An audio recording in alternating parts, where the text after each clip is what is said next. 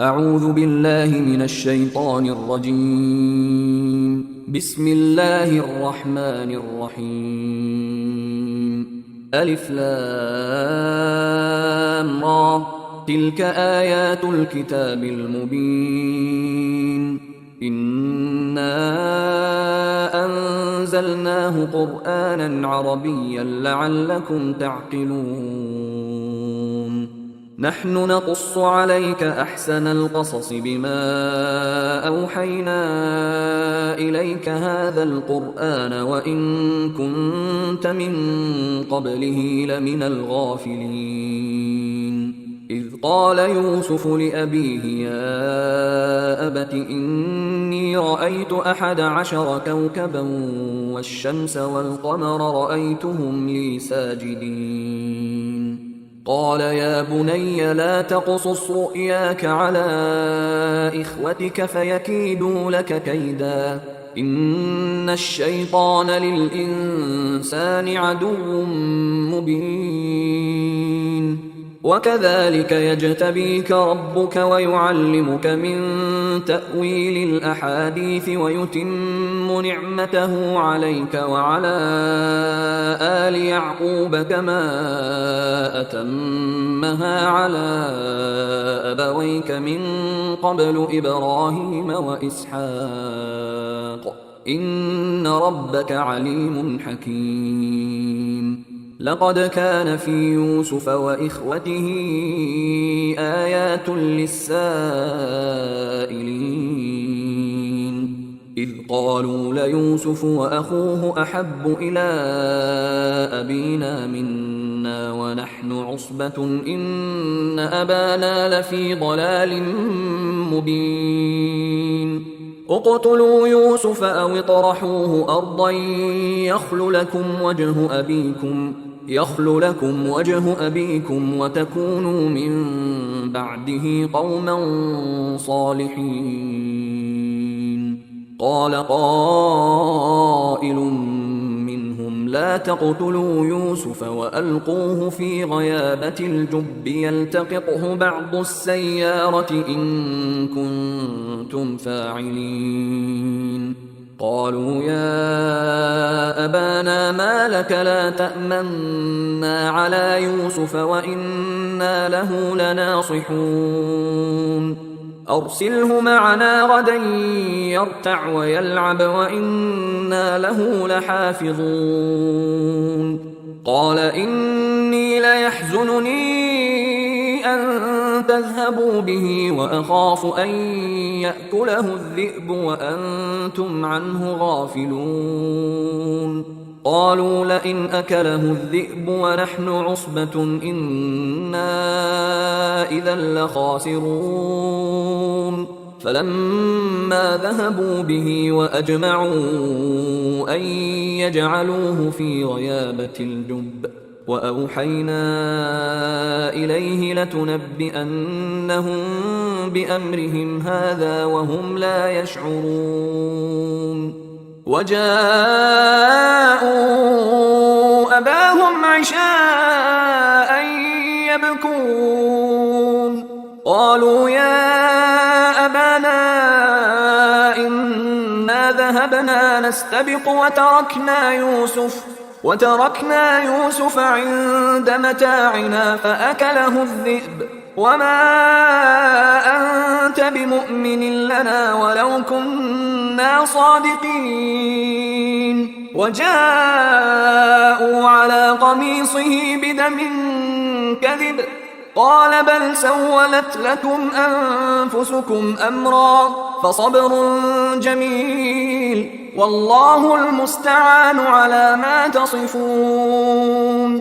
وجاءت سيارة فأرسلوا واردهم فأدلى دلوه قال يا بشرى هذا غلام وأسروه بضاعة والله عليم بما يعملون. وشروه بثمن بخس دراهم معدودة وكانوا فيه من الزاهدين. وقال الذي اشتراه من مصر لامرأته أكرمي مثواه عسى أن ينفعنا أو نتخذه ولدا وكذلك مكنا ليوسف في الأرض ولنعلمه من تأويل الأحاديث والله غالب على أمره ولكن أكثر الناس لا يعلمون ولما بلغ أشده آتيناه حكما وعلما وكذلك نجزي المحسنين وراودته التي هو في بيتها عن نفسه وغلقت الأبواب وقالت هيت لك قال معاذ الله إنه ربي أحسن مثواي إنه لا يفلح الظالمون ولقد همت به وهم بها لولا أن رأى برهان ربه كذلك لنصرف عنه السوء والفحشاء إنه من عبادنا المخلصين واستبق الباب وقدت قميصه من دبر وألف يا سيدها لدى الباب قالت ما جزاء من أراد بأهلك سوءا إلا أن يسجن أو عذاب أليم قال هي راودتني عن نفسي وشهد شاهد من أهلها إن كان قميصه قد من قبل فصدقت وهو من الكاذبين وإن كان قميصه قد من دبر فكذبت وهو من الصادقين فلما رأى قميصه قد من دبر قال إنه من كيدكن إن كيدكن عظيم يوسف أعرض عن هذا واستغفري لذنبك إنك كنت من الخاطئين وقال نسوة في المدينة امرأة العزيز تراود فتاها عن نفسه قد شغفها حبا إنا لنراها في ضلال مبين فلما سمعت بمكرهن أرسلت إليهن وأعتدت لهن متكأ وآتت كل واحدة منهن سكينا وقالت اخرج عليهن فلما رأينه أكبرنه وقطعن أيديهن وقلن حاش لله ما هذا بشرا إن هذا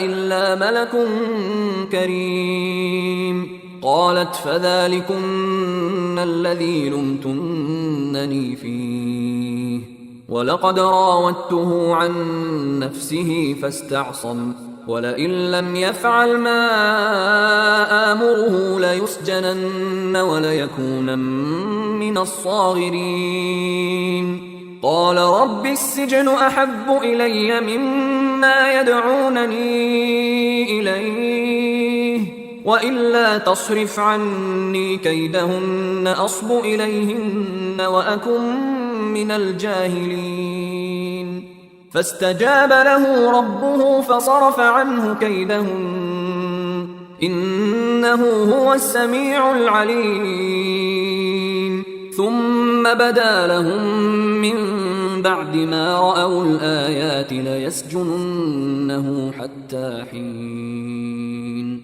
ودخل معه السجن فتيان قال أحدهما إني أراني أعصر خمرا وقال الآخر إني أراني أحمل فوق رأسي خبزا تأكل الطير منه نبئنا بتأويله إنا نراك من المحسنين قال لا يأتيكما طعام ترزقانه إلا نبأتكما بتأويله قبل أن يأتيكما ذلكما مما علمني ربي إني تركت ملة قوم لا يؤمنون بالله وهم بالآخرة هم كافرون واتبعت ملة آبائي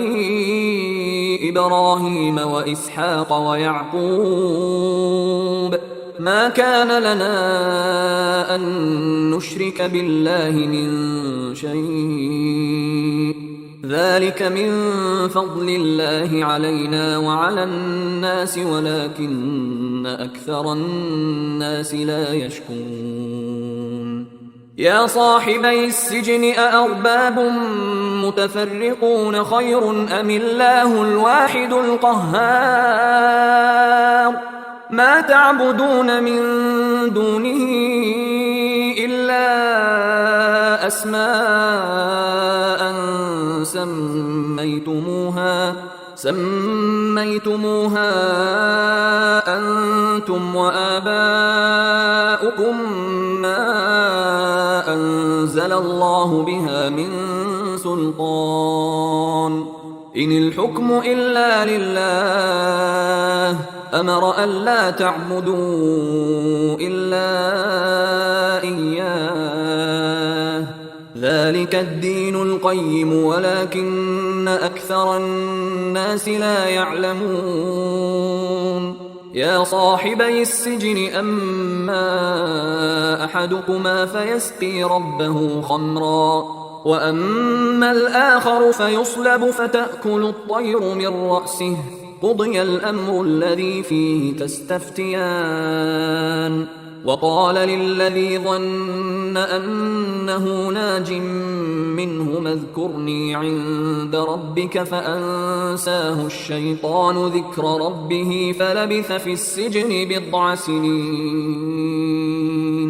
وقال الملك إني أرى 7 بقرات سمان يأكلهن 7 عجاف و7 سنبلات خضر وأخر يابسات يا أيها الملأ أفتوني في رؤياي إن كنتم للرؤيا تعبرون قالوا أضغاث أحلام وما نحن بتأويل الأحلام بعالمين وقال الذي نجا منهما وادكر بعد أمة أنا أنبئكم بتأويله فأرسلون يوسف أيها الصديق أفتنا في 7 بقرات سمان يأكلهن 7 عجاف و7 سنبلات خضر وأخر يابسات لعلي أرجع إلى الناس لعلهم يعلمون قال تزرعون 7 سنين دأبا فما حصدتم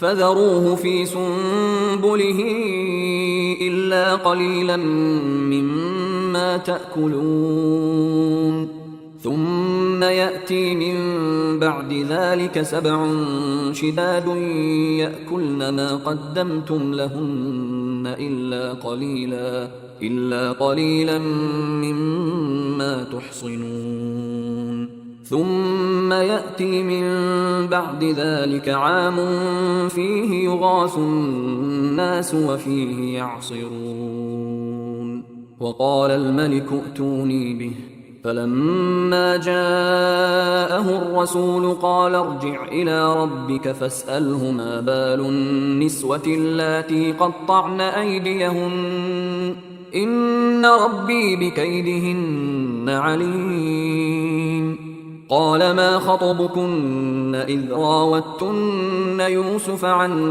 نفسه قلن حاش لله ما علمنا عليه من سوء قالت امرأة العزيز الآن حصحص الحق أنا راودته عن نفسه وإنه لمن الصادقين ذلك ليعلم أني لم أخنه بالغيب وأن الله لا يهدي كيد الخائنين.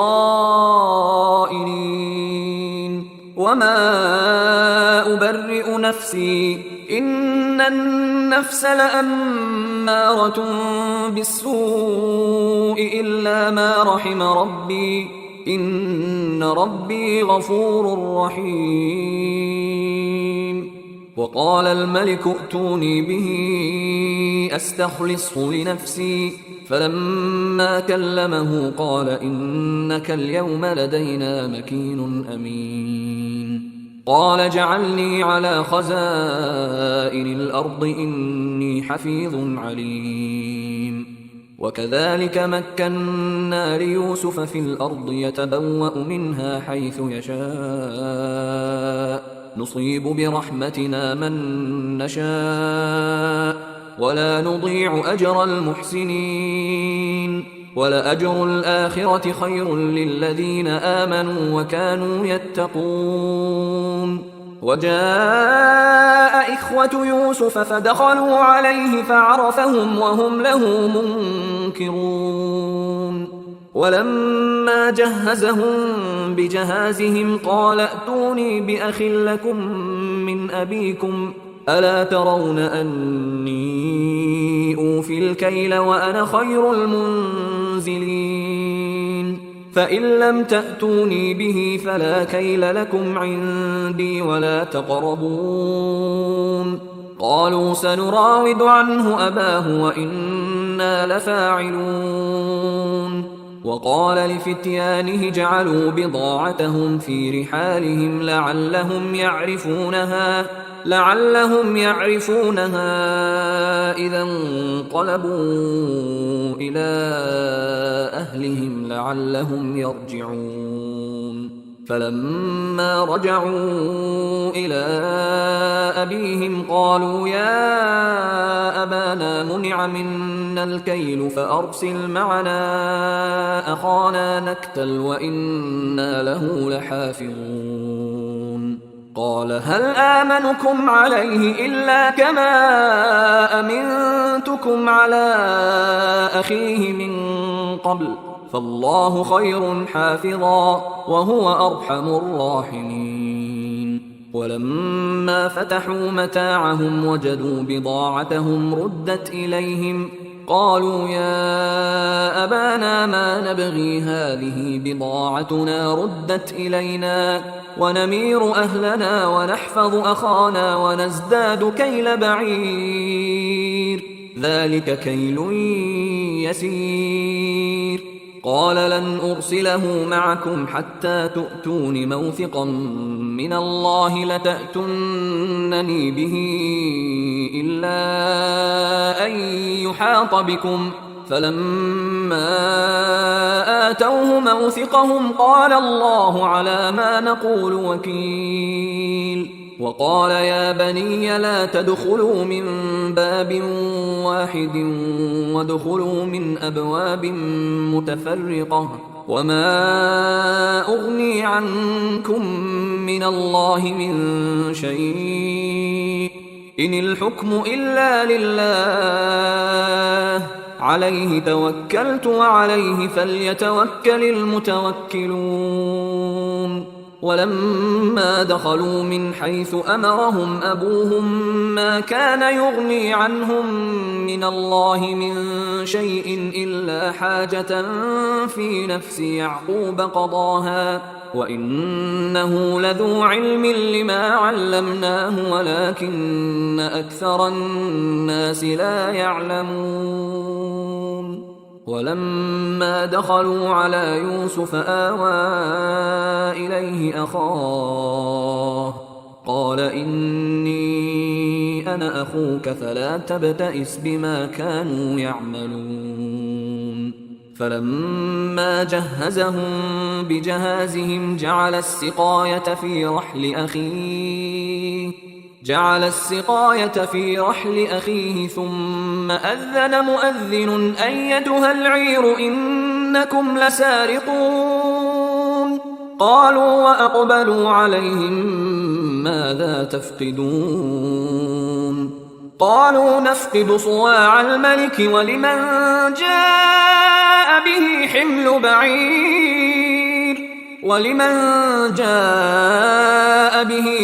بعير وأنا به زعيم. قالوا تالله لقد علمتم ما جئنا لنفسد في الأرض وما كنا سارقين. قالوا فما جزاؤه إن كنتم كاذبين.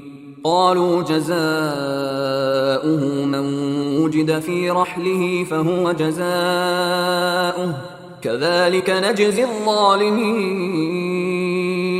فبدأ بأوعيتهم قبل وعاء أخيه ثم استخرجها من وعاء أخيه كذلك كدنا ليوسف ما كان ليأخذ أخاه في دين الملك إلا أن يشاء الله نرفع درجات من نشاء وفوق كل ذي علم عليم.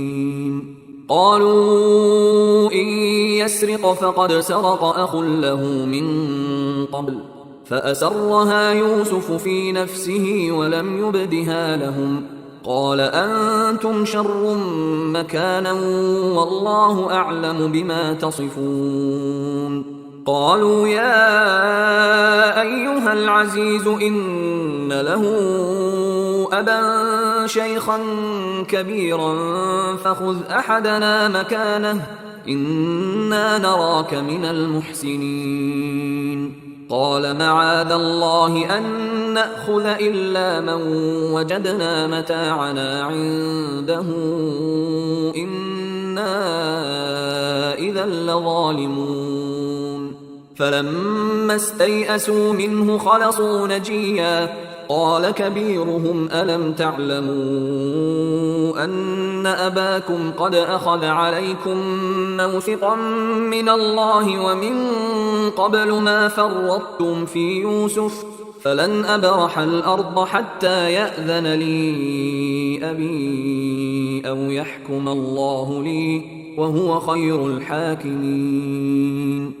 ارجعوا إلى أبيكم فقولوا يا أبانا إن ابنك سرق وما شهدنا إلا بما علمنا وما كنا للغيب حافظين. واسأل القرية التي كنا فيها والعير التي أقبلنا فيها وإنا لصادقون. قال بل سولت لكم أنفسكم أمرا فصبر جميل عسى الله أن يأتيني بهم جميعا إنه هو العليم الحكيم. وتولى عنهم وقال يا أسفا على يوسف وابيضت عيناه من الحزن فهو كظيم. قالوا تالله تفتأ تذكر يوسف حتى تكون حرضا أو تكون من الهالكين. قال إنما أشكو بثي وحزني إلى الله وأعلم من الله ما لا تعلمون. يا بني يذهبوا فتحسسوا من يوسف وأخيه ولا تيأسوا من روح الله إنه لا ييأس من روح الله إلا القوم الكافرون. فلما دخلوا عليه قالوا يا أيها العزيز مسنا وأهلنا الضر وجئنا ببضاعة مزجاة فأوف لنا الكيل وتصدق علينا إن الله يجزي المتصدقين. قال هل علمتم ما فعلتم بيوسف وأخيه إذ أنتم جاهلون؟ قالوا أئنك لأنت يوسف؟ قال أنا يوسف وهذا أخي قد من من الله علينا إنه من يتق ويصبر فإن الله لا يضيع أجر المحسنين. قالوا تالله لقد آثرك الله علينا وإن كنا لخاطئين.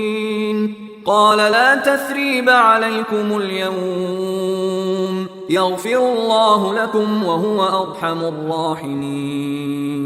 اذهبوا بقميصي هذا فألقوه على وجه أبي يأت بصيرا وأتوني بأهلكم أجمعين. ولما فصلت العير قال أبوهم إني لأجد ريح يوسف لولا أن تفندون.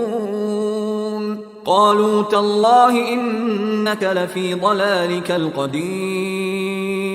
فلما أن جاء البشير ألقاه على وجهه فارتد بصيرا. قال ألم أقل لكم إني أعلم من الله ما لا تعلمون. قالوا يا أبانا استغفر لنا ذنوبنا إنا كنا خاطئين. قال سوف أستغفر لكم ربي إنه هو الغفور الرحيم.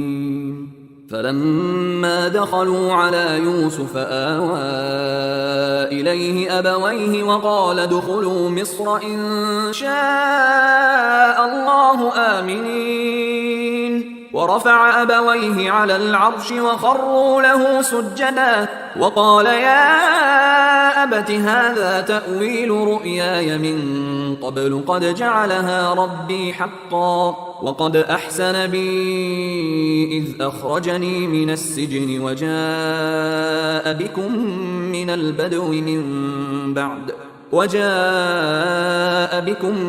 البدو من بعد أن نزغ الشيطان بيني وبين إخوتي إن ربي لطيف لما يشاء إنه هو العليم الحكيم.